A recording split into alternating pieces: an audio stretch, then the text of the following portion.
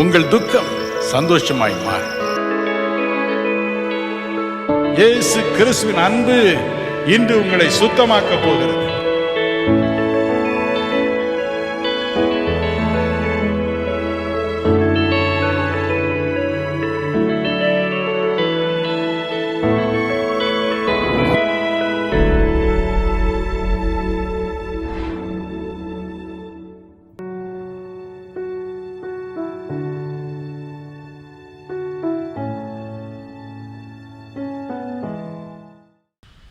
கண்ணீரெல்லாம் துடைப்பார்,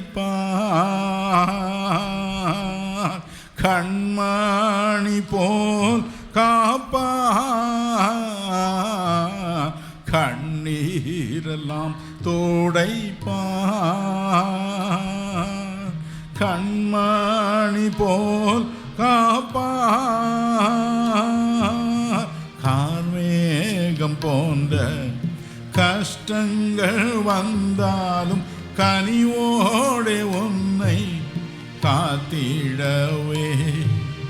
கார்மேகம் போன்ற கஷ்டங்கள் வந்தாலும் கனிவோடே உன்னை காத்திடவே. இயேசு அழைக்கிறார், இயேசு அழைக்கிறார், இயேசு அழைக்கிறார்,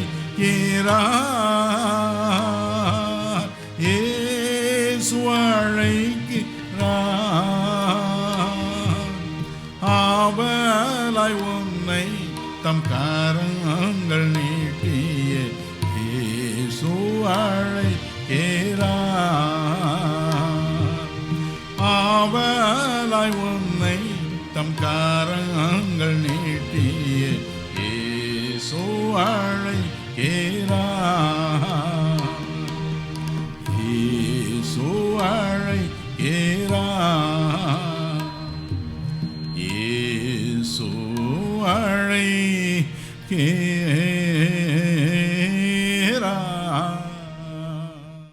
மத்தேயு 18ஆம் அதிகாரம் 19வது வசனத்தை நாம் வாசிக்க கேட்போம். அல்லாமலும் உங்களில் 2 பேர் தாங்கள் வேண்டிக் கொள்ளப் போகிற எந்த காரியத்தை குறித்தாகிலும் பூமியிலே ஒருமனப்பட்டிருந்தால் பரலோகத்தில் இருக்கிற என் பிதாவினால் அது அவர்களுக்கு உண்டாகும் என்று உங்களுக்கு சொல்லுகிறேன். இந்த வேத வசனம் சொல்லுகிற காரியத்தை பாருங்கள்.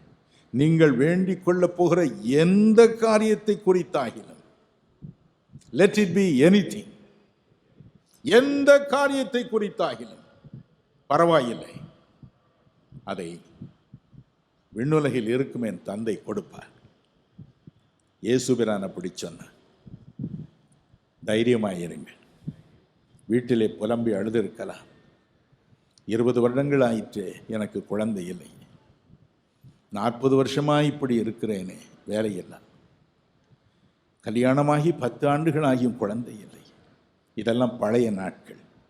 இன்று தேவன் நமக்கு சொல்கிறார், கவலைப்படாதே, நீ விரும்புகிற எந்த காரியத்தையும் நீ பெற்றுக்கொள்ளலாம். எப்பொழுது? ஒரு மனதோடு ஜெபிக்கும் பொழுது. முதலாவது இந்த வேத வசனத்தில் நாம் காணும் ஒரு காரியம், நமக்கு ஒரு விண்ணுலக தந்தை உண்டு என்பது. நம்முடைய ஜெபங்களை கேட்கும் விண்ணுலக தந்தை. ஒரு நாள் லூக்கா 11:1 படி இயேசு ராஜாவின் சீடர்கள் அவருடைய சமூகத்தில் சென்று எங்களுக்கும் ஜெபம் பண்ண கற்றுத்தாரும் என்று சொன்ன பொழுது அவர் சொன்ன வார்த்தை மத்தேயு 6:13, விண்ணுலகத்தில் இருக்கிற எங்கள் தந்தையே என்று அவரை கூப்பிடுங்க. கடவுளே என்று கூப்பிட வேண்டாம், இறைவனே என்று கூப்பிட வேண்டாம், அப்பா என்று கூப்பிடுங்க. என்ன மகிழ்ச்சி! பல ஆண்டுகளுக்கு முன்பு நான் மேட்டூர் அணை என்ற இடத்தில் ஒரு வங்கியில் வேலை பார்த்து வந்தேன். அந்த ஊருக்கு நான் போனவுடன் அந்த ஊரில் உள்ள பிரமுகர்களை போய் பார்த்தேன். அதில் கருப்பண்ண கவுண்டர் என்று ஒரு கான்ட்ராக்டர் இருந்தார். மிக தங்கமானவர். அவர் சொன்னார், தம்பி, புதிதாக ஊருக்கு வந்திருக்கிறீங்க, எந்த நேரம் என்ன உதவினாலும் எனக்கு சொல்லி அனுப்புங்க என்றார். நான் வினோதமான வேடிக்கையான விண்ணப்பங்களை அவருக்கு அனுப்புவது உண்டு. ஒவ்வொரு மாதமும் ஒரு குறிப்பிட்ட அளவு பணத்தை டெபாசிட்டாக நான் வங்கி கொண்டு வர வேண்டும். கடைசி வாரத்தில் கணக்கு பார்க்கும் பொழுது 30 லட்சம் 40 லட்சம் என்று கொஞ்சம் துண்டு விடும். உடனே ஃபோனில் அவருக்கு பேசுவேன், ஐயா எனக்கு ஒரு 40 லட்சம் வேணுமே என்பேன். யாராவது அனுப்புறீங்களா என்பார். அனுப்புவேன். ஒரு சாதாரண பையில் நிறைய கட்டுகளை போட்டு அனுப்புவார். நான் எண்ணி பார்க்கலீங்க, நீங்கள் எண்ணி பார்த்துக்கிடுங்க என்பார். இப்படி ஒரு உள்ளத்தை உலகில் பார்க்க முடியுமா? பல ஆண்டுகள் ஆயின. அவருடைய மகன் டாக்டர் கே லோகநாதன், அவர் சேலத்தில் மிக பிரசித்தி பெற்ற ஒரு டாக்டராக மாறினார். ரோட்டரி கவர்னராக அவரை தெரிந்தெடுத்தார். அவர் எனக்கு கடிதம் எழுதினார், ஐயா நீங்கள் வந்து என்னை ஒரு 5 நிமிஷமாவது அந்த நாளில் ஆசீர்வதிக்க வேண்டும் என்று. அப்படியே புறப்பட்டு போனேன். அதற்குள் அவருடைய தந்தை மரித்து போனார். விழா எல்லாம் முடிந்தது. காரில் என்னை ஏற்றிவிட வந்தார். காரில் ஏறும் முன்பதாக நான் சொன்னேன், லோகநாதன், இத்தனை ஆண்டுகள் ஆகியும் உங்கள் அப்பாவை மறக்க முடியலையப்பா. அப்படி ஒரு மனிதரை நான் பார்க்கவில்லை என்று என்னையும் அறியாமல் கலங்கி சொன்னேன். அவர் சொன்னார், ஐயா எங்கள் அப்பாவை போல ஒரு அப்பாவை இனிமே எங்கே பார்க்க போகிறோம்? அப்படி ஒரு அப்பாவை எங்களுக்கு ஆண்டவர் கொடுத்தார் ஐயா என்று சொன்னார். நான் எனக்கு நண்பராக இருந்த கருப்பண்ண கவுண்டரை நினைத்து அழுதேன். அவரை உண்மை தகப்பனாக இருந்த அவரை எண்ணி அழுதார். இருவரும் அழுதோம். அழுகையை நிறுத்தவே முடியவில்லை. ஐயா ரயிலுக்கு நேரமாயிற்று என்று கட்டாயப்படுத்தி என்னை ரயிலில் கொண்டு வந்து ஏற்றிவிட்டார். என் அன்பிற்குரியவர்களே, கவலைப்படாதிருங்கள். கற்பண்ண கவுண்டர் போல் இந்த உலகில் இருக்கும் பல தகப்பன்மார் நமக்கு உண்டு. இன்றும் பல தகப்பன்மார் மேடையில் நமக்கு இருக்கிறார். எனினும் என்றென்றும் ஜீவிக்கிற ஒரு தகப்பன் உண்டு என்பதைத்தான் ஆண்டவர் இந்த வசனத்தில் நம்ம நினைவுபடுத்துகிறார். தினகரன், கவலைப்படாதே, உனக்காய் கலங்கும் ஒரு தகப்பன் விண்ணுலகத்தில் ஒன்று. உங்கள் ஒவ்வொருவருக்கும் அந்த வார்த்தையை சொல்கிறார். இவர் எப்படிப்பட்டவரா? மத்தேயு 7:11 வாசிக்க கேட்போமா?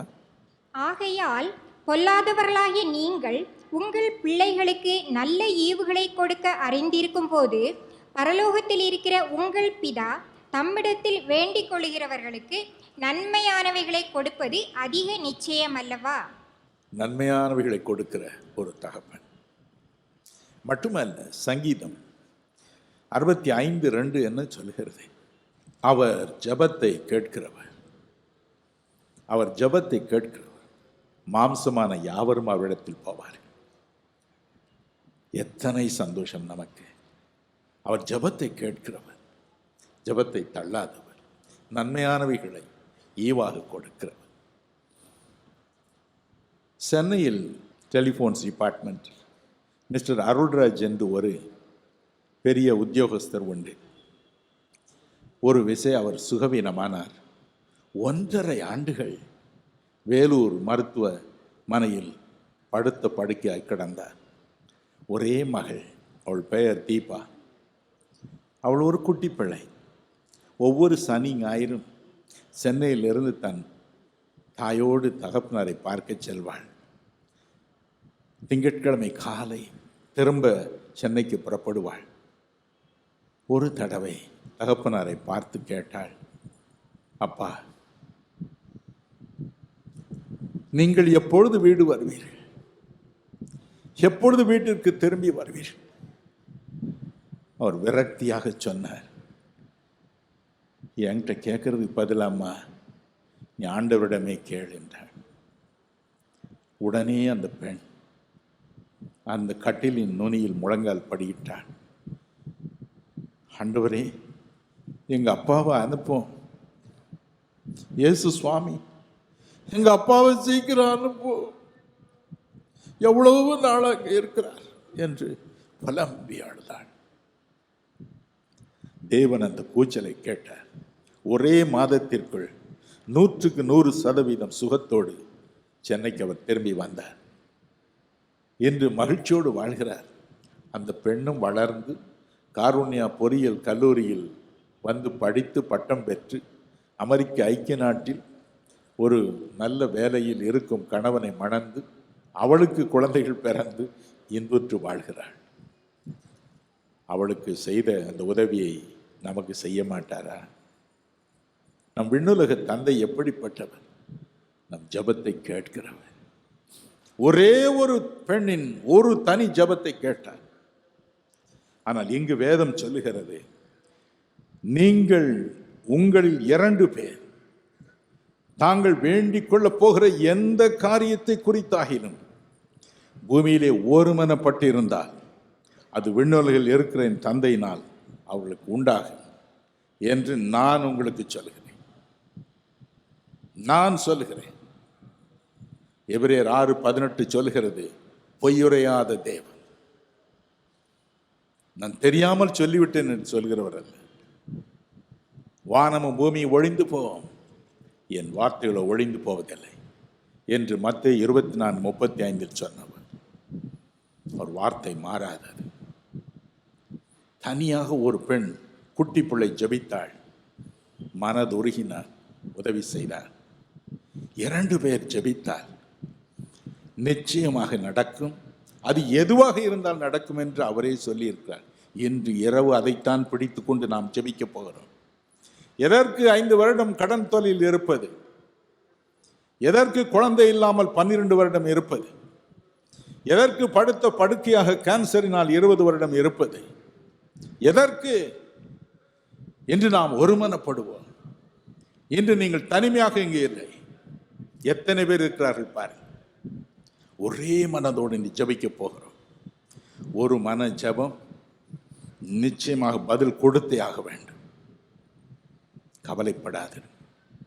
என்றாலும் இந்த உலகில் கிடைக்கக்கூடாத ஒரு காரியம் ஒரு மனம். ஆங்கிலத்தில் ஒரு பழமொழி உண்டு, நோ 2 clocks agree.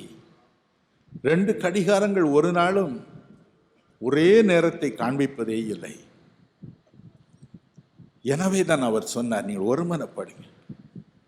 முதலாவது நீங்கள் ஒருமனப்படுங்க. ஏன் எனக்கு இந்த காரியம் நடக்கவில்லை? ஏன் எனக்கு இந்த ஆசீர்வாதம் வரவில்லை?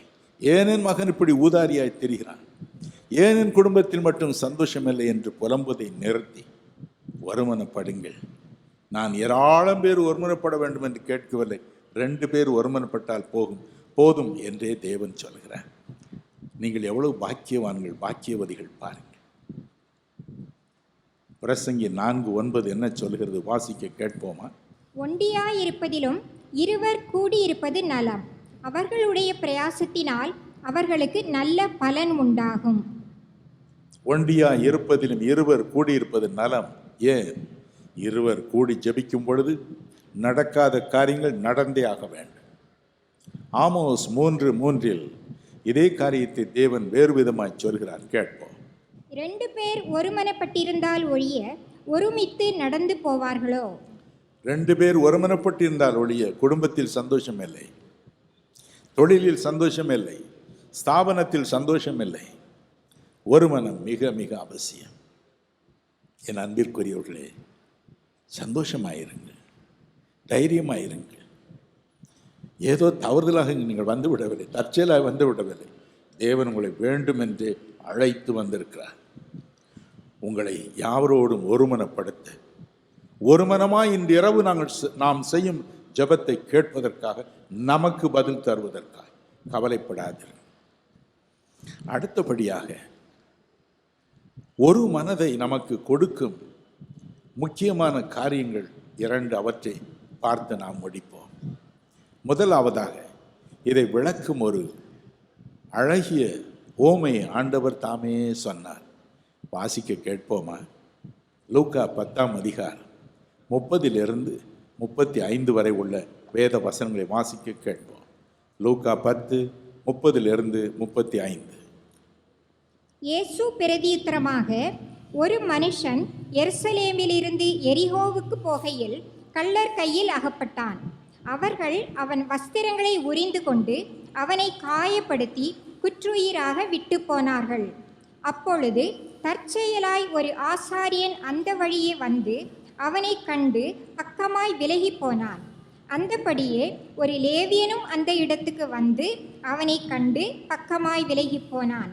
பின்பு சமாரியன் ஒருவன் பிரயாணமாய் வருகையில் அவனை கண்டு மனதுருகி கிட்ட வந்து அவனுடைய காயங்களில் எண்ணெயும் திராட்சரசமும் வார்த்து காயங்களை கட்டி அவனை தன் சுய வாகனத்தின் மேல் ஏற்றி சத்திரத்திற்கு கொண்டு போய் அவனை பராமரித்தான். மறுநாளிலே தான் புறப்படும்போது 2 பணத்தை எடுத்து சத்திரத்தான் கையில் கொடுத்து, நீ இவனை விசாரித்துக்கொள், அதிகமாய் ஏதாகிலும் இவனுக்காக செலவழித்தால் நான் திரும்பி வரும்போது அதை உனக்கு தருவேன் என்றான். இந்த சரிதையில் 4 விதமான மக்களை பார்க்கிறோம். முதலாவது வழிப்போக்கன். எருசலேம் என்ற நகரிலிருந்து எரிகோ என்ற நகருக்கு போகிறான். வழியிலே கள்ளர் கையில் அகப்படுகிறான். கள்ளர்கள் அவனை அடித்து அவன் வஸ்திரங்கள் முதல் கொண்டு உரிந்து கொண்டு குற்றுயிராக விட்டுவிட்டு போய்விடுகின்றன. அடுத்து அந்த வழியே ஒரு ஆசாரியன் வருகிறான். எருசலேம் நகரில் தான் தேவாலயம் இருந்தது.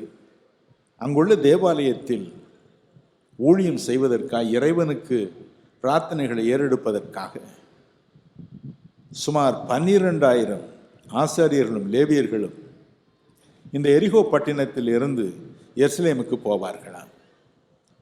அப்படித்தான் இந்த ஆசாரியனும் ஒரு லேவியனும் வந்தார். 2 பேரும் குற்றூராய் கிடக்கிற இந்த மனிதன் பிணமாய் கிடக்கிறான் என்று எண்ணி விலகி போய்விட்டார்.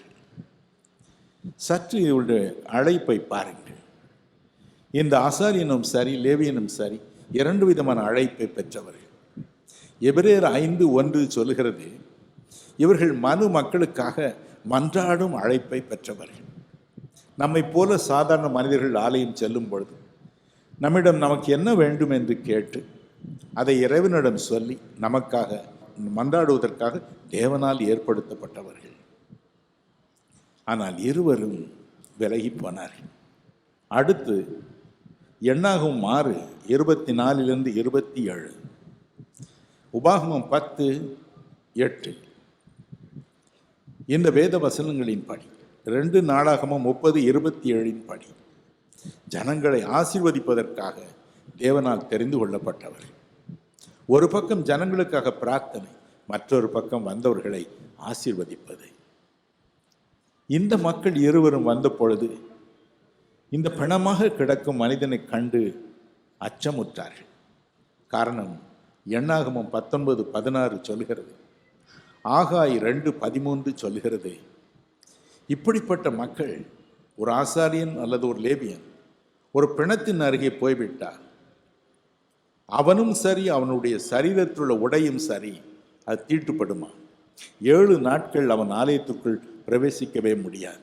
எனவே எதற்காக இந்த பிணத்தின் அருகே செல்வது, எதற்காக 7 நாட்கள் ஆலயம் செல்ல முடியாமல் இருப்பது என்று அவர்கள் போய்விட்டார். அடுத்து ஒரு சமாரியன் வருகிறான். 2 ராஜாக்கள் 17:24 பாருங்கள். இந்த சமாரியர்கள் என்பவர்கள் பலதரப்பட்ட ஜாதிகள் கலந்துவிட்ட ஒரு மக்கள். மற்றொரு கண்களிலே அவர்கள் சற்று தாழ்ந்தவர்கள், குலத்தில் தாழ்ந்தவர்கள். எனவே மக்கள் மத்தியிலே தாழ்ந்த ஜாதியாக எண்ணப்பட்டவர். அவன் வருகிறான். அவன் குற்றூராய் கிடக்கும் இந்த மனிதனை கண்டவுடன் மற்ற இருவரிடமும் இல்லாத ஒரு குணாதிசயத்தை வெளிப்படுத்துகிறான். அவன் மனது உருகினான். அந்த மனது உருக்கம் அவனையும் அந்த விழுந்து கிடக்கும் பிணம்போல் கிடக்கும் மனிதனையும் ஒன்றாக இணைத்தது. இருவரையும் ஒன்றாக இணைத்தது. அவன் உள்ளம் தடுமாறியது. ஓடோடி சென்றான். பிணமாய் கிடக்கும் மனிதன் மீது எண்ணெயையும் திராட்சரசத்தையும் ஊற்றினான். கண்ணீரோடு அவனுக்கு வேண்டிய மற்ற காரியங்களை செய்தான். காயங்களை கட்டினான். தன்னுடைய சுய வாகனத்தில் ஏற்றி அவனை கொண்டு போய் ஒரு சத்திரத்தில் போட்டு சத்திரக்காரனுக்கு 2 காசுகளை கொடுத்து, இதற்கு மேல் செலவானால் திரும்பி வரும்பொழுது தருகிறேன், நன்றாய் பார்த்து கொள்ளுங்கள் என்று சொல்லி போனான். அந்த மனிதனோடு ஒரு மனதை அவனுக்கு கொடுத்தது எது? மனது உருக்கம். மனது உருக்கம்.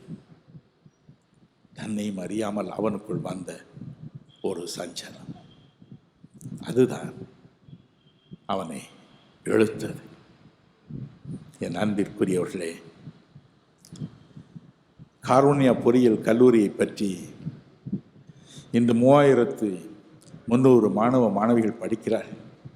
தாங்களாகவே கணக்கற்ற மாணவர்கள் வந்து பாடுகிறார்கள், தொண்டர்களாய் பணிபுரிகிறார்கள். அவருடைய ஆசை, அவருடைய விருப்பம்.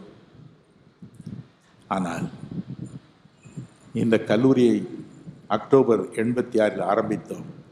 மே மாதம் மணிப்பால் என்ற இடத்தில் உள்ள சிண்டிகேட் வங்கியின் தலைமை அலுவலகத்திற்கு நானும் என் மனைவியும் என் அன்பு மகள் 17.5 வயது நிறைந்த ஏஞ்சலும் என் அண்ணன் மகன் ஏர்னஸ்டும் காரில் போய் கொண்டிருந்தோம்.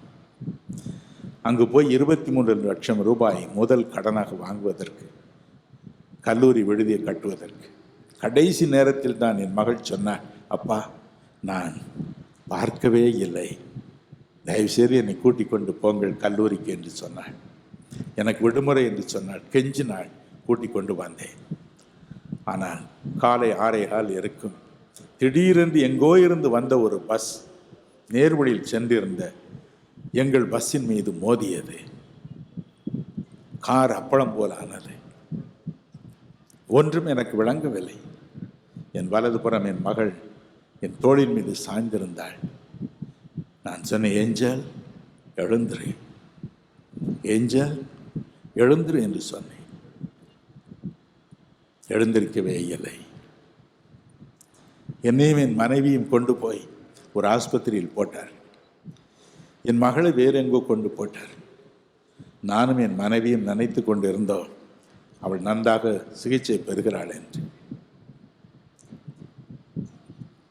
நாங்கள் ஆஸ்பத்திரியில் சேர்க்கப்பட்ட மறு வினாடி மிகுந்த உருக்கம் நிறைந்த உள்ளம் படைத்த மாண்புமிகு எம்ஜி ராமச்சந்திரன் அப்பொழுது முதல் அமைச்சராக இருந்தார். உடனே ஃபோன் பண்ணி பேசினார். பிரதருக்கு என்ன வேண்டுமோ செய்யுங்கள், வெளிநாட்டிலிருந்து மருந்து வேண்டுமா நான் வாங்கி தருகிறேன், எப்படியாவது ஒரு உயிரை காப்பாற்று. தினமும் 2 அமைச்சர்கள் வருவார்கள், எங்களோடு உட்கார்ந்து அழுது விட்டு போவார். ஆனால் என் மகள் இறந்து விட்டாள் என்று சொல்லவே மாட்டார். அடுத்த நாள் ஆஸ்பத்திரிக்கு வெளியே பெரும் கூட்டம். இந்திய நாடு மட்டுமல்ல, தமிழ்நாடு முழுவதிலும் மட்டுமல்ல, அகில உலகத்தில் உள்ள ஒவ்வொரு நாட்டிலும் மக்கள் ஓடி வந்தார்கள். திடீரென்று எங்கள் அறைக்கு தலைமை அதிகாரி மிஸ்டர் ரவீந்திரன் என்று டைரக்டர் ஜெனரல் ஆஃப் போலீஸ் இருந்தார். அவர் வந்தார், கண்ணீர் வடித்தார்.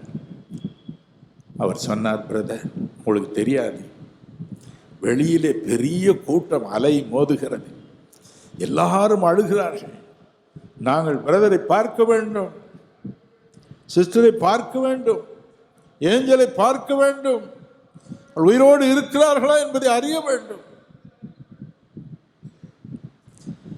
ஒருவராலும் அவளை தடுக்க முடியவில்லை. அலை மோதுகிறது கூட்டம். எனவே தான் நான் சொல்லி வந்தேன், நான் போய் பார்த்து வந்து சொல்கிறேன், உண்மையை சொல்லி, நான் பொய் சொல்ல மாட்டேன் என்று சொன்னேன். நான் போய் சொல்லி அனுப்புகிறேன் என்று சொல்லி அவளை அனுப்பிவிட்டார். 6 நாட்கள் கழிந்து வீடு திரும்பினோம். மரித்த என் அன்பு மகளின் உடலை கண்டோம். மனம் உடைந்து போனோம். அவருடைய உடலை சுமந்து கொண்டு அடக்கம் பண்ணும் இடத்திற்கு கல்லறைக்கு செல்லும் நாள் வந்தது, நேரம் வந்தது. நகரின் இருபுறமும் மக்கள் நின்று புலம்பி அழுதனர். அதோ ஏஞ்சல் போகிறார், அதோ ஏஞ்சல் போகிறார். வழியிலெல்லாம் காவல்துறையினர் இறங்கி நின்று அவளுக்கு வணக்கம் செலுத்தினார்கள். ஒருவர் கண்களிலாவது கண்ணீர் இல்லாமல் இல்லை. கல்லறை தோட்டத்திற்கு போனோம், உள்ளே நுழைய முடியவில்லை. எங்கும் மக்கள், மரங்களிலெல்லாம் மக்கள். இருதயத்தை கடினப்படுத்தி கொண்டு கல்லாக்கி கொண்டு உள்ளே நுழைந்தோம்.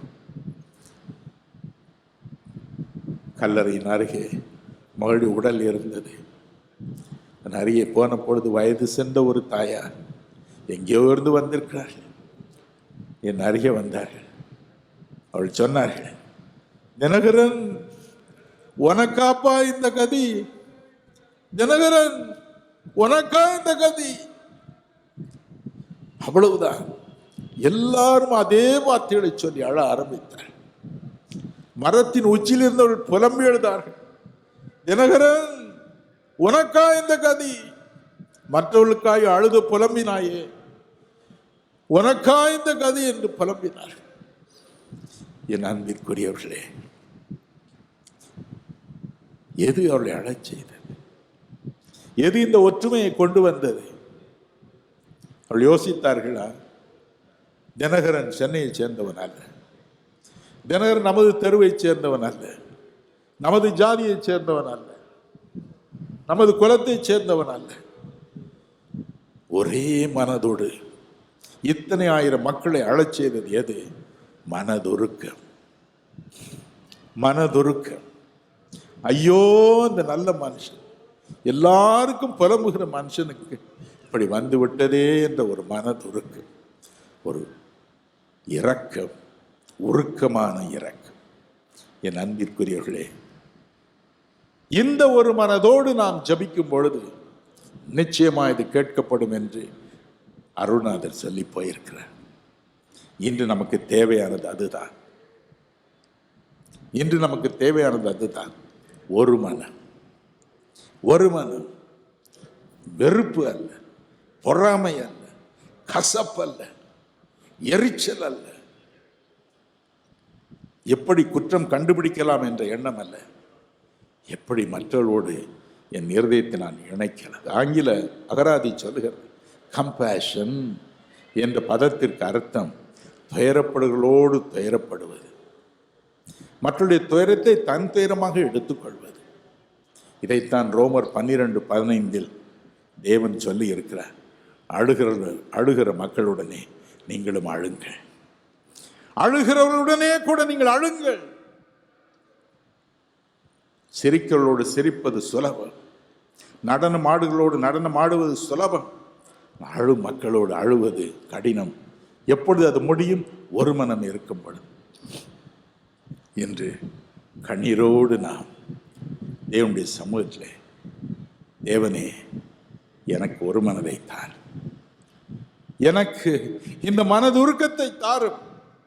அந்த சமாரியனுக்கு, தாழ்ந்த ஜாதி மகன் என்று கருதப்பட்டவனுக்கு இருந்த அந்த மனதுருக்கத்தை எனக்கு தார். இன்று நாம் அதை கேட்க போகிறோம், பெறப்போகிறோம். ஒரு மனதோடு நம்முடைய நகருக்காக, நகரத்தில் உள்ள பெரியோர்களுக்காக, தொழில் அதிபர்களுக்காக, நமக்காக, நம்முடைய குடும்பத்தில் உள்ள பிரச்சனைகள் தீர்வதற்காக என்று ஜெபிக்க போகிறோம். தேவனும் தன் பகுதியை செய்வார். அவர் சொல்லி போனார், 2 பேர் ஒருமனப்பட்டிருந்தால் போதும், அவள் தாங்கள் வேண்டிக் கொள்ள போகிற எந்த காரியத்தை குறித்தாகிலும் பரவாயில்லை, அதை பெற்றே தீர்வார்கள். இன்று நாம் பெறப்போகிறோம். எத்தனை பேர் அதை நம்புகிறீர்கள்? உங்கள் கரங்களை உயர்த்தி ஆண்டவருக்கு நன்றி செலுத்துவீர்களா? ஹல்லேலூயா! ஆண்டவருக்கு நன்றி, நன்றி, நன்றி. பழைய பாடல் ஒன்றை பாடுவோமா? துன்பங்கள் தொல்லைகள் உன்னை சூழ்ந்து கொண்டாலும், துன்பங்கள் தொல்லைகள் உன்னை சூழ்ந்து கொண்டாலும், அன்பர் உன்னை தேற்றும் நேரம் ஆனந்தமல்லோ, அன்பர் உன்னை தேற்றும் நேரம் ஆனந்தமல்லோ,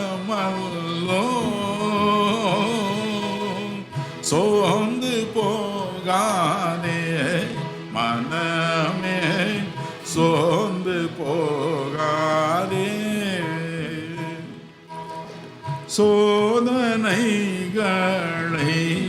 சகிப்போம் பாக்யவானலோ. சோதனைகளை சகிப்போம் பாக்யவானலோ. ஜீவ கிரீடம் சூடும் நேரம் என்ன பேரின்பம். ஜீவ கிரீடம் சூடும் நேரம் என்ன பேரின்பம். சோர்ந்து போகாதே மனமே, சோர்ந்து போகாதே. கண்டுனை அழைத்த தேவன் கைவிடுவாரோ. கண்டுனை அழைத்த தேவன் கைவிடுவாரோ. சோர்ந்து போகாதே மனமே, சோர்ந்து போகாதே. போராட சோர்ந்து போகாதே.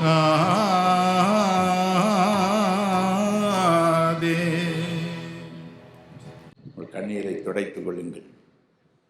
இன்றிரவு நாம் ஒரு மனதோடு ஜெபிக்கப் போகிறோம். ஒருவருக்காய் ஒருவர் மனதுருகி அழப்போகிறோம். நம்மை ஒருவரும் அழுவதிலிருந்து தடுத்து நிறுத்த முடியாது. மனது உருகுவதிலிருந்து தடுத்து நிறுத்திவிடவும் முடியாது. இன்னும் ஒரு காரியம் நமக்குள் ஒற்றுமை, ஒரு மனதை கொண்டு வருகிறதா? 1 பேதுரு 4:8 என்ற வேத பகுதியை வாசிக்க கேட்போமா? எல்லாவற்றுக்கும் மேலாக ஒருவரில் ஒருவர் ஊக்கமான அன்புள்ளவர்களாயிருங்கள். அன்பு திரளான பாவங்களை மூடும். ஒருவரில் ஒருவர் ஊக்கமான அன்புள்ளவர்களாயிரு. எபேசியர் 4:2 சொல்கிறது, அன்பு ஒருவர் ஒருவர் தாங்கும்படி செய். ஒருவர் ஒருவர் குறை சொல்லும்படி செல்ல, ஒருவர் ஒருவர் தப்பு கண்டுபிடிக்கும்படி செய்யார். ஒருவர் மீது ஒருவர் எரிந்து விழும்படி செய்யார். கசந்து கொள்ளும்படி செய்யார். புறம் கூறும்படி செய்யார். யார் கழுத்தை வெட்டலாம் என்று யோசிக்கும்படி செய்யார். யாருக்கு விரோதமாக எழுதலாம் என்று யோசிக்கும்படி செய்யார். அன்பு திரளான குறைகளை மூடும். நீதிமொழிகள் 10:12 சொல்கிறது, அன்பு எல்லா குறைகளையும் பாவங்களையும் அக்கிரமங்களையும் மூடும். ஒருவர் ஒருவர் தாங்கும்படி செய்யும். ஐயோ, மேரி பலவீனமான பெண், நான் அவளை தாங்க வேண்டும் என்று சொல்லும். திவாகரன் பலவீனமான மனுஷன், நான் தாங்க வேண்டும் என்று சொல்லும். கொலோசியர் 2:2 என்ற வேத பகுதி சொல்கிறது, அன்பினால் இதயங்கள் பிணையும்படி செய். நம்முடைய இதயங்களை ஒருமனப்படுத்தும். கொலோசியர் 3:14 சொல்கிறது, பூரண சர்க்குணத்தின் கட்டுதான் அன்பு. பூரண சர்க்குணத்தின் கட்டு. அந்த அன்பை யாரும் உடைக்கவே முடியாது. இன்னும் உன்னத பாட்டு 8:6 சொல்கிறது, நேசம், பாசம், அன்பு மரணத்தை போல் வலியது. மரணம்தான் வலியது என்று நாம் நம்புகிறோம். அதை போலவே அது வலியது. அன்பு ஊக்கமான அன்பு, ஒருவர் மீது ஒருவர் கொள்ளும் ஊக்கமான அன்பு. என் அன்பிற்குரியவர்களே, ஊக்கமான அன்புதான் ஒரு மனதை கொண்டு வருகிறது. மனது உருக்கத்தை போலவே 1990 ஆண்டு ஜனவரி 2 காலையில் தியானத்திற்காக என் அறைக்கு போனேன். நான் வெளியில் வரவே இல்லை. தற்செயலாக வந்த என் மனைவி பார்த்தாள்.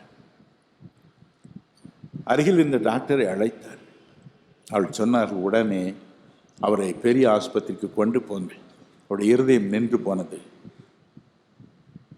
தூக்கி கொண்டு ஓடினார். அங்கிருந்த டாக்டர்கள் பதறி போனார். சென்னையில் உள்ள பெரிய பெரிய டாக்டருடைய அன்பை நான் மறக்க முடியாது. ஏதாவது ஒரு காரியத்திற்கு தொலைபேசி மூலம் தொடர்பு கொண்டால் போதும், இதோ வருகிறேன் என்பார். ஓடோடி வருவார். எந்த எந்திரமானாலும் வீட்டிற்கு தூக்கி கொண்டு வந்து விடுவார்கள். அங்கே பார்ப்பார்கள். எப்பொழுதும் சொல்வார்கள், நீங்கள் இன்னும் பல வருடங்கள் வாழ வேண்டும் ஐயா, உங்கள் நிழலில் தான் நாங்கள் இருக்கிறோம். தயவு செய்து கண்களை மூடி விடாதீர்கள், உங்கள் நிழலில் தான் நாங்கள் இருக்கிறோம். அன்று இந்த நிலைமையில் என்னை பார்த்தவுடன் நடுங்கி போனார். அவர்களே ஸ்ட்ரெச்சரில் தூக்கி போட்டுக்கொண்டு ஓடினார்கள். என்றாலும் தலைமை இதய வைத்தியர் வந்து சொன்னார், அவர் போய்விட்டார்.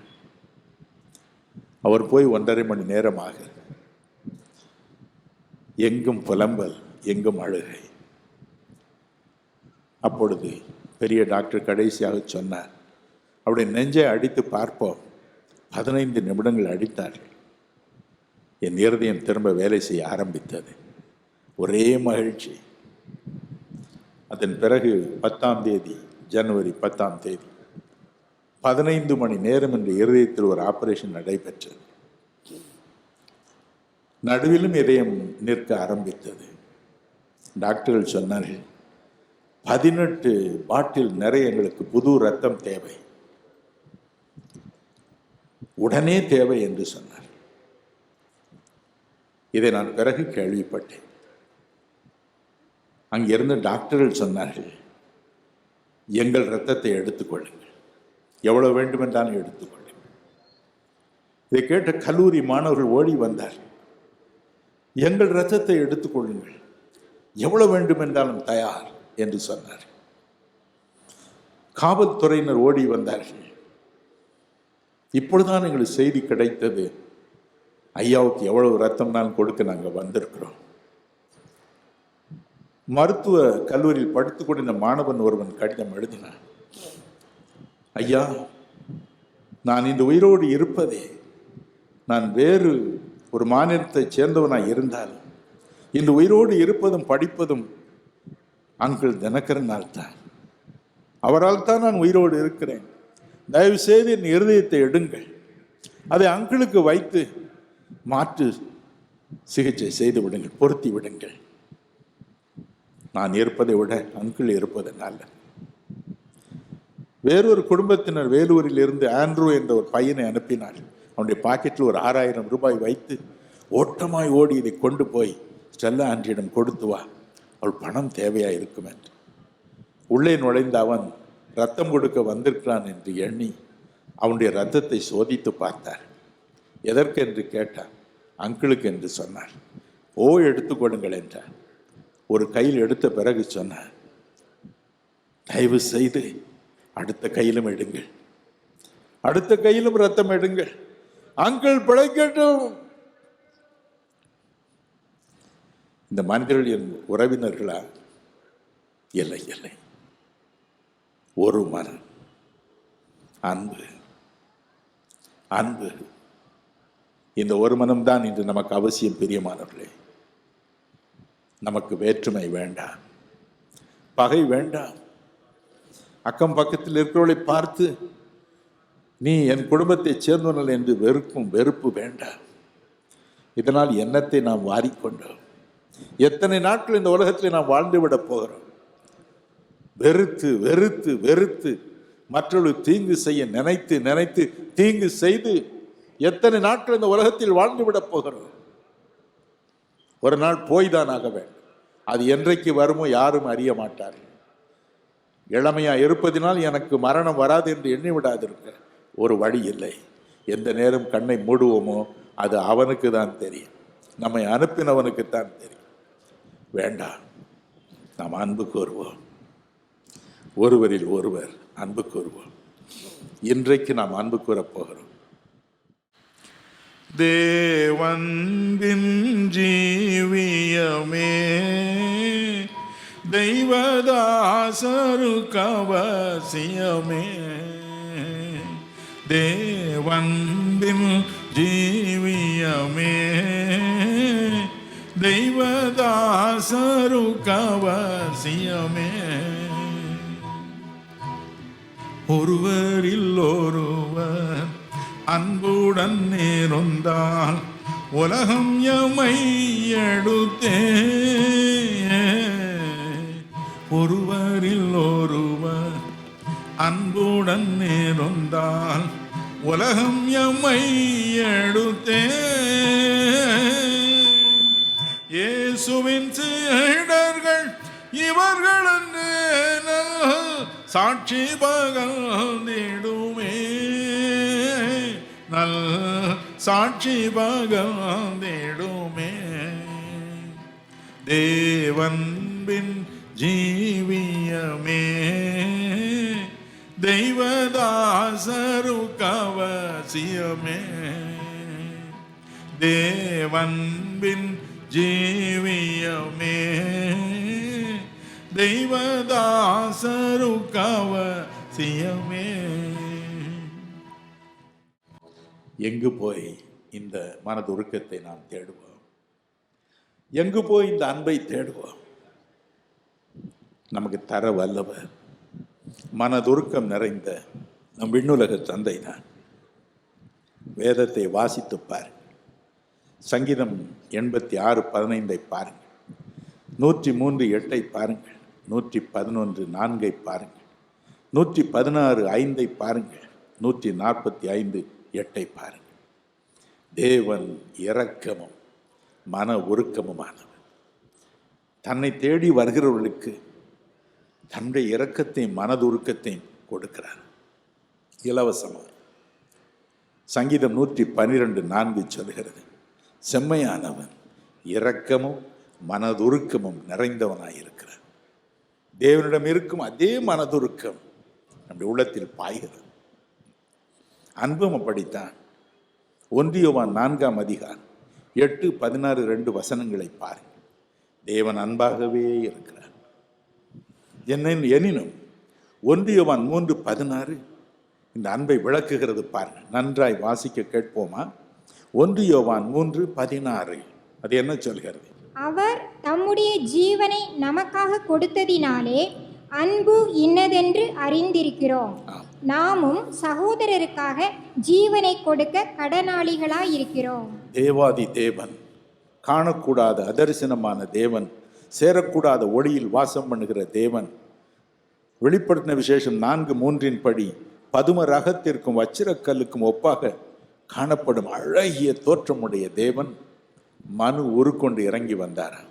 1 தீமோத்தேயு 3:16 சொல்கிறது போல நமக்காக அவர் நமக்காக இறங்கி வந்தது மாத்திரமல்ல, சிலுவையில் நம் ஒவ்வொருவருடைய தனிப்பட்ட வாழ்க்கையின் குறைகளை, குற்றங்களை, பாவங்களை தம்மேல் ஏற்றுக்கொண்டு, நம்முடைய நோய்களை தம்மேல் ஏற்றுக்கொண்டு, நம்முடைய பாடுகளை, துக்கங்களை ஏற்றுக்கொண்டு, நமக்கு வரும் சாபங்களை தன்மேல் ஏற்றுக்கொண்டு சாபமாய் மரித்து போனார்.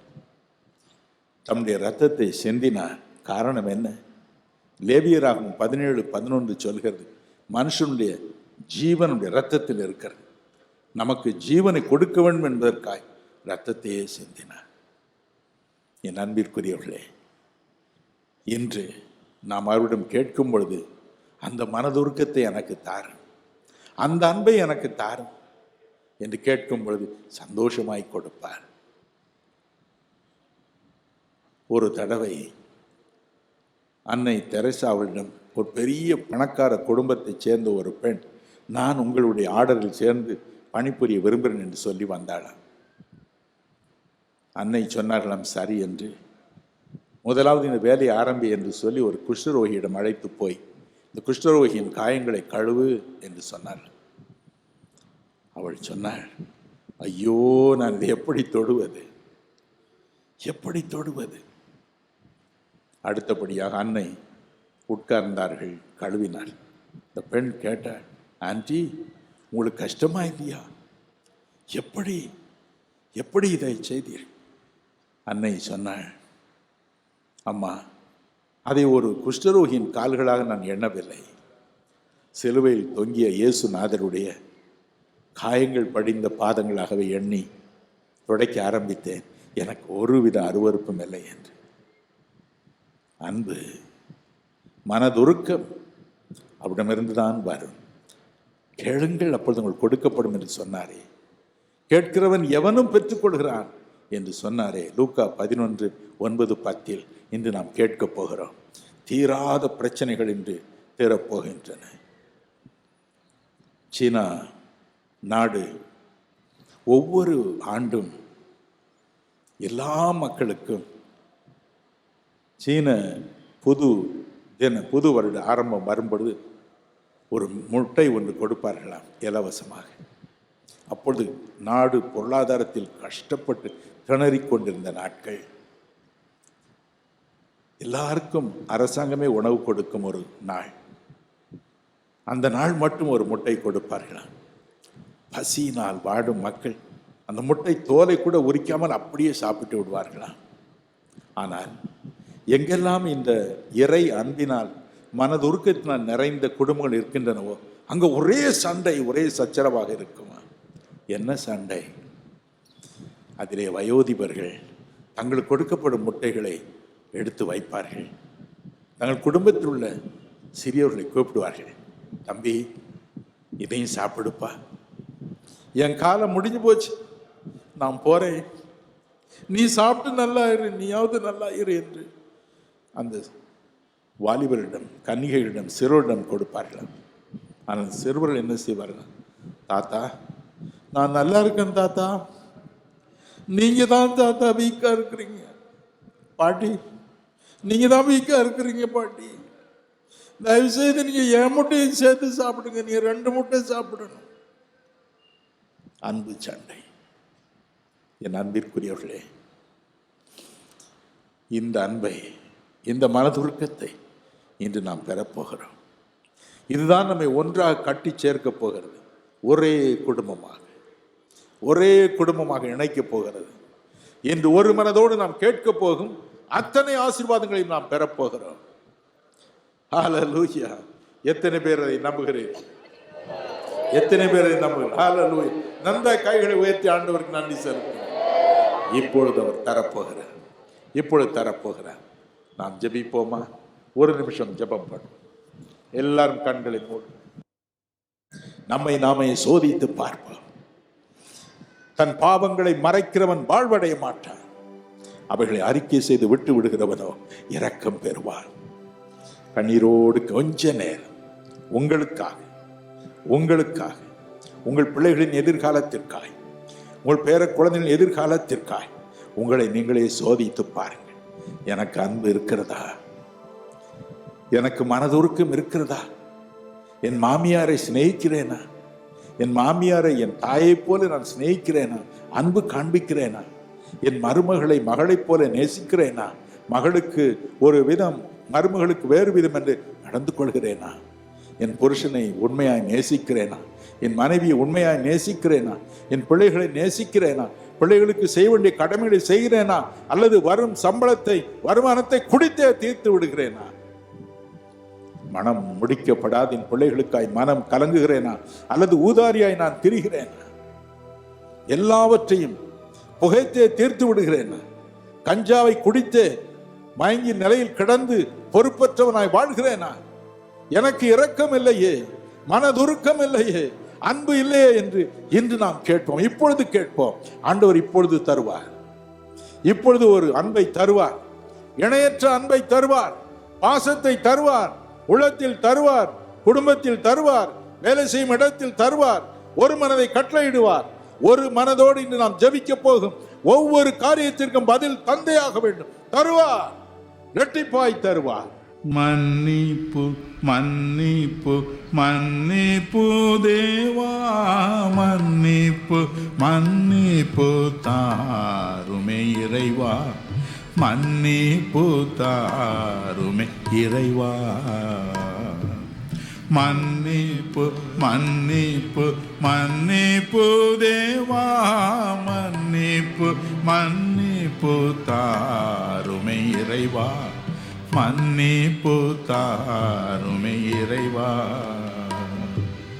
குற்றங்கள் இல்லையே என்று சொன்னார், நம்மை தான் ஏமாற்றி நலிந்திடுவோம்.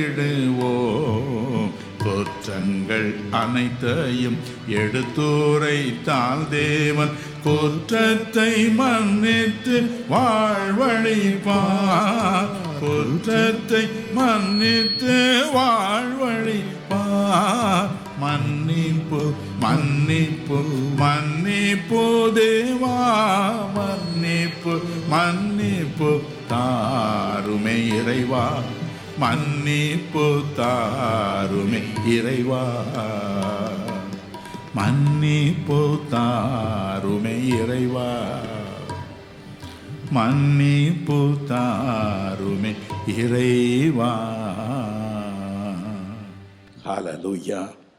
Thank you, Jesus. Thank you, Jesus. Thank you, Jesus. இயேசு சுவாமி, தன்னை தான் தாழ்த்துகிறவன் எவனும் உயர்த்தப்படுவான் என்று சொன்னீரே. நீர் பொய்யுரையாத தேவன் என்று வேதம் சொல்கிறதே. இந்த உண்மையாய் மனஸ்தாபப்படும் ஒவ்வொருவரையும் கண்ணோக்கி பாரும். உண்மையாய் மனஸ்தாபப்படும் ஒவ்வொருடைய உள்ளத்திலும் உலகம் தரக்கூடாத சாந்தி, உலகம் தரக்கூடாத சமாதானம் இப்பொழுது நிரப்பட்டும் என்று நான் ஜெபிக்கிறேன். நிரப்பும். வானம் திறக்கட்டும். உம்முடைய சாந்தி, உம்முடைய சமாதானம், உம்முடைய பரிசுத்தம், உம்முடைய தெய்வீகம் இறங்கி வரட்டும். ஒவ்வொரு உள்ளத்தையும் நிரப்பட்டும். இப்பொழுது ஒவ்வொரு உள்ளத்தையும் நிரப்பட்டும். எரிச்சலின் ஆவி, பகைமையின் ஆவி, சபிக்கும் ஆவி, வஞ்சக ஆவி, பொய்யின் ஆவி ஒளிந்து போகட்டும். மாறாக தேவனுடைய தூய ஆவி, அன்பின் ஆவி, இரக்கத்தின் ஆவி, மனதுருக்கத்தின் ஆவி ஒவ்வொரு உள்ளத்தையும் நிரப்பட்டும் என்று நான் ஜெபிக்கிறேன். நிரப்பும், நிரப்பும், நிரப்பும், நிரப்பும், நிரப்பும். உண்மையாமை தேடுகிற ஒவ்வொரு உள்ளத்தையும் நிரப்பும் ஆண்டவரே, நிரப்பும், நிரப்பும் ஐயா. கொல்லாத பிசாசு கொண்டு வருகிற பகை உணர்ச்சிகள் என்று நாசமாகட்டும், நரகத்துக்கு போகட்டும். ஒவ்வொரு குடும்பத்திலும் வேண்டாத பிரிவினைகள், சச்சரவுகள், சண்டைகள் இயேசு ராஜாவின் நாமத்தில் நரகத்துக்கு போகும்படி கட்டளை கொடுக்கிறேன். எல்லா குடி வெறியும், கெட்ட பழக்க வழக்கங்களும், மயக்க மருந்துகளும், புகை பிடித்தலும் இன்று நின்று போகட்டும். நிற்கட்டும் என்று கட்டளை கொடுக்கிறேன். நிற்கட்டும் என்று கட்டளை கொடுக்கிறேன். நிற்கட்டும் என்று கட்டளை கொடுக்கிறேன். ஐயோ, இந்த பிள்ளைகளை விடுதலை செய்யும், விடுதலை செய்யும், விடுதலை செய்யும். சண்டை போதும், சச்சரவு போதும், சமாதான குறைவு போதும், கண்ணீர் போதும், போதும், போதும், போதும் ஐயா. ஒவ்வொரு உள்ளத்திலும் உலகம் தரக்கூடாத மனது உருக்கத்தை ஊற்று, மனது உருக்கத்தை ஊற்று, அன்பை, பாசத்தை ஊற்று, ஒற்றுமையை, ஒரு மனதை ஊற்று. ஒரு மனம் வரட்டும் அப்பா, ஒரு மனம் வரட்டும் அப்பா, ஒரு மனம் வரட்டும், ஒரு மனம் வரட்டும். எல்லாரும் ஒரே தாயின் பிள்ளைகளாக உணரட்டும், ஒரே தகப்பனின் பிள்ளைகளாக உணரட்டும். நாங்கள் எல்லாரும் ஒரு தகப்பனின் பிள்ளைகள், ஒரு தாயின் பிள்ளைகள் என்ற உணர்வை ஒவ்வொருவரும் பெறட்டும் ராஜா, பெறட்டும், பெறட்டும் ஆண்டவரே, பெறட்டும். கோவை நகருக்கு இந்த ஒரு விடி வெள்ளி வரட்டும், ஒரு விடிவு வரட்டும், விடிவு காலம் வரட்டும், விடிவு காலம் வரட்டும், செழிப்பின் காலம் வரட்டும், சாபத்தின் காலம் ஒளியட்டும், சாபம் ஒளியட்டும், சாபம் ஒளியட்டும், பிரிவினை ஆவிகள் ஒளியட்டும். இயேசு ராஜாவின் அன்பும் பாசம் எல்லா இருதயங்களும் கட்டி ஒரு தாயின் பிள்ளைகளை, தகப்பனின் பிள்ளைகளை வாழும்படி செய்யும். நன்றி அப்பா, நன்றி அப்பா, உமக்கு நன்றி அப்பா, உமக்கு நன்றி. நீரப்படி செய்வதற்காய் நன்றி, செய்வதற்காய் நன்றி, ஓர் உள்ளத்தை மாற்றுவதற்காய் நன்றி, அன்பை பொழிந்ததற்காய் நன்றி, மனதுருக்கத்தை பொழிந்ததற்காய் நன்றி, நன்றி, நன்றி, நன்றி, கோடா கோடி நன்றி. மறக்க முடியாத ஒரு இரவு, மறக்க முடியாத ஒரு இரவு, மறக்க முடியாத அன்பு, மறக்க முடியாத ஒரு மனம் அருள்நாதர் கையில் நமக்கு தந்திருக்கிறார். பிரியமானவர்களே, ஒவ்வொரு உள்ளத்திலும் ஊற்றி இருக்கிறார், ஒவ்வொரு உள்ளத்திலும் ஊற்றி இருக்கிறார், ஒவ்வொரு உள்ளத்திலும் ஊற்றி இருக்கிறார். நீங்கள் திரும்பி வீட்டில் போய் பாருங்கள், அங்க இருக்கிற சச்சரவுகள் எல்லாம் தீர்ந்திருக்கும், சண்டைகள் தீர்ந்திருக்கும், பற்றாக்குறை தீர்ந்திருக்கும், வறுமை தீர்ந்திருக்கும். அங்கே மகிழ்ச்சியும் சந்தோஷம் தாண்டவமாகும். காரணம் ஆண்டவர்களோடு கூட வரப்போகிறார், வீட்டிற்கு வரப்போகிறார், உங்களோடு வசிக்க போகிறார். உங்கள் குறைகளை தன் குறையாக எடுத்து குறைகளை நிறைவாக்கப் போகிறார். தன்னை தான் தாழ்த்திரும் எவனும் உயர்த்தப்பட்டே ஆக வேண்டும். நீங்கள் உயர்த்தப்பட்டே ஆக வேண்டும். ஒவ்வொருவரும் அருணாதன் நாமத்தில் இப்பொழுது விடுதலை பெறட்டும். ஆசீர்வதியும் பா, ஆசீர்வதியும், ஆசீர்வதியும். சுபிட்சத்தை தாரும், க்ஷேமத்தை தாரும், சமாதானத்தை தாரும், சாந்தியை தாரும், நோயிலிருந்து விடுதலை தாரும், கடனிலிருந்து விடுதலை தாரும், நெடுநாள் காத்திருக்கும் சூழ்நிலையிலிருந்து விடுதலை தாரும். ஆசீர்வதியும், ஆசீர்வதியும், ஆசீர்வதியும். நகரத்தை ஆசீர்வதியும், நகரத்தில் உள்ள குடும்பங்களை ஆசீர்வதியும்.